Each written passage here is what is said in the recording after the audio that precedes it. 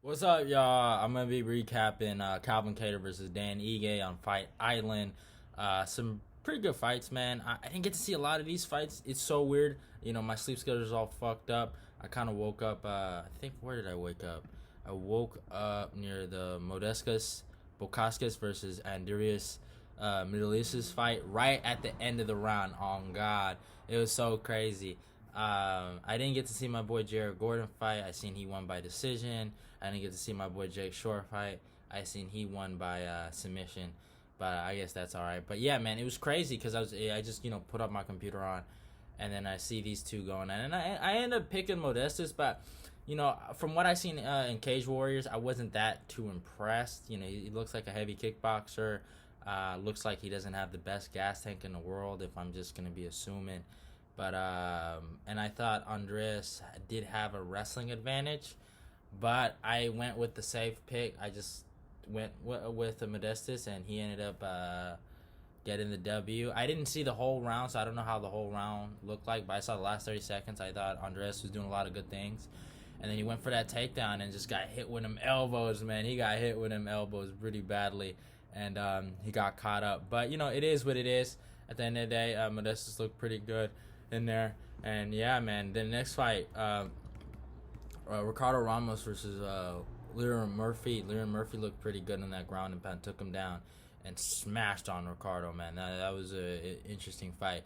But I wasn't too familiar with. This is obviously I'm gonna be talking about the John Phillips and Kamasata Chima's fight or whatever his name is.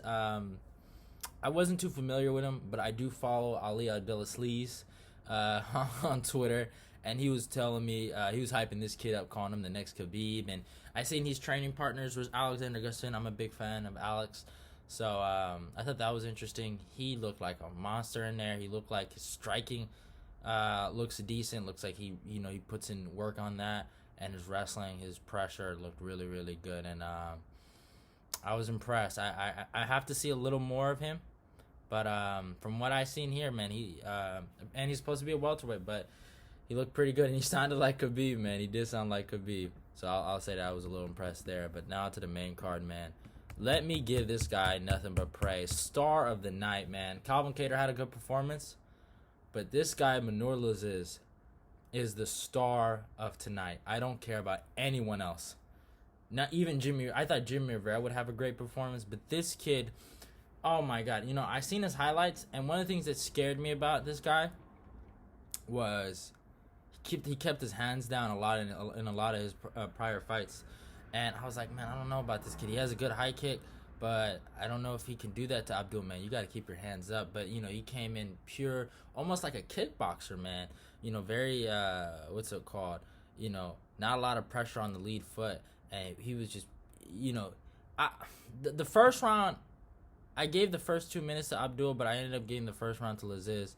And, what sealed the deal for me was when he went for the takedown. If you saw in my prior video, I talked about, maybe I didn't talk about it. I might be wrong. Maybe I might be hyping myself up too much. But I remember watching Amir Amakhachev, the guy that's going to be fighting Chris Weidman. He's fought Ian Heinisch before. He's in middleweight now. He's so swole. But he fought Abdul, and he I think knew that Abdul had the power advantage. So he used a lot of his wrestling. He missed in the takedowns with the strikes, and he's able to to stop his momentum. And Manor did a really good thing with going for takedowns late to secure the round, and I love that, man. That's just, first of all, that's fight IQ, and that shows me a lot about you. And I feel like personally, he beat somebody that was ranked, in my opinion, and I was really impressed with him. He looked amazing. If there was ever a fight to check out, it's his. He looks on a different level. And he called out Mike Perry. I'd love to see that fight with him and Mike Perry.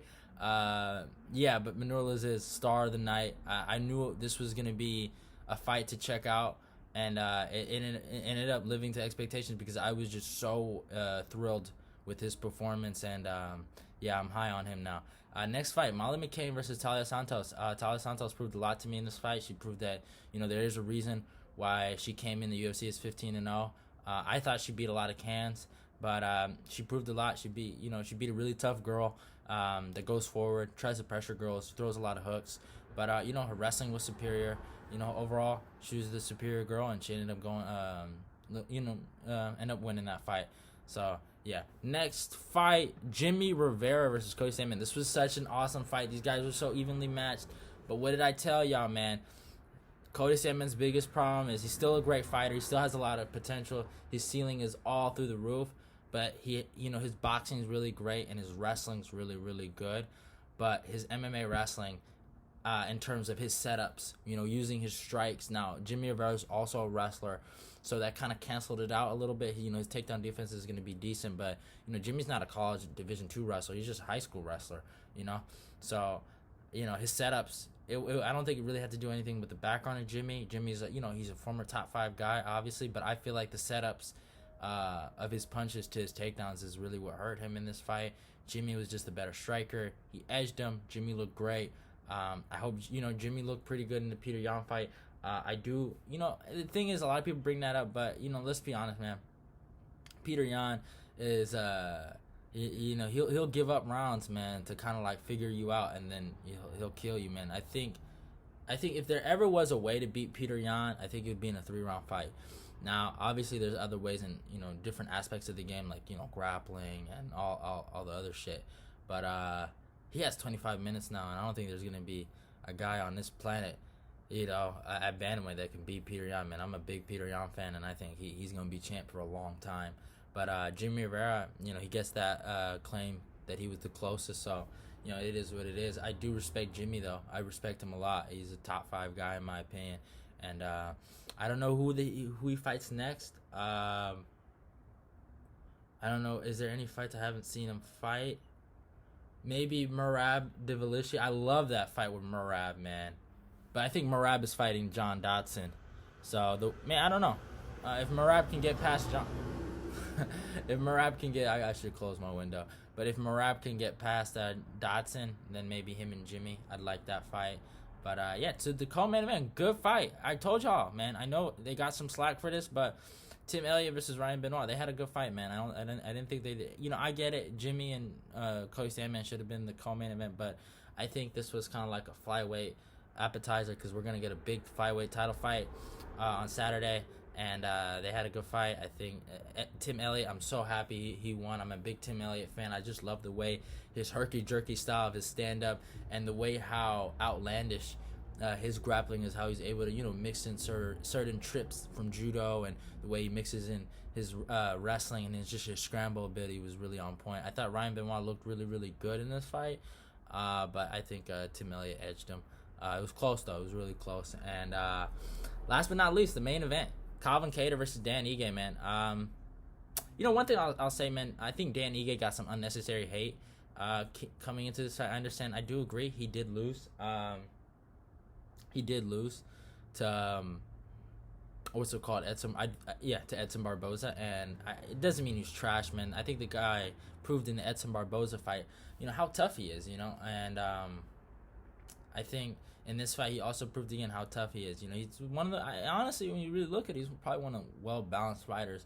He's probably up there with Zabit in terms of what he can do with the wrestling. I don't know if there's any really good wrestlers. Cody's a pretty decent wrestler. But yeah, there's not a lot.